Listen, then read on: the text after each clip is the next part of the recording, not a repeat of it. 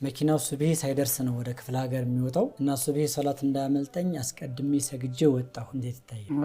ምን ሽሩጥ ሶላት አልወቅት ሶላት ቅድመ ሁኔታዎች አሉት ወደ 9 የሚሆኑ። እነዛ ተሽሩጥ ቅድመ ሁኔታዎች አንዱ ወቅት ነው። ወቅት ሳይደርስ አሁን ለምሳሌ በአሁኑ ሰዓት መግሪብ ብንሰግድ ተቀባይነት የለውም። ስለዚህ ሙሳፊር የሆነ ሰው ደግሞ ማሸጋሸግ የሚችለው ተወጣ በኋላ ነው። ቤቱ ቀስር ማድረግ አይቻልም፣ ቤቱ እያለ ማለት ነው። ተወጣ በኋላ ምን ደግሞ የሚሸጋሸጉት ሶላቶች ባለ 3 እና ባለ 4 ረካዓዎች ናቸው። ፈጅር ከማንም ጋር አትገናኝም። ፈጅር በዛ በወቅቱ ነው መስገድ ያለባት። ተዙህርም ጋር ቆይቶ መስገድ አይቻልም፣ ተኢሻም ጋር አስቀድሞ መስገድ አይቻልም። ፈጅር ሁልጊዜም ቦታውን አይለቅም ማለት ነው። በታይ ሰዓት ነው። ስለዚህ ማድረግ ያለብን ውዱእ አድርገን ተዘጋጅተን እንውጣ።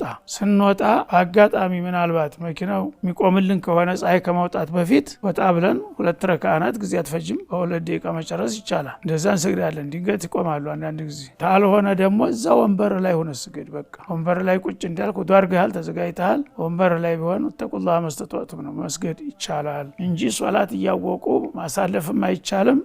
ማሸጋሸገውን ሶላት ማሸጋሸግም አይቻልም ማለት ነው።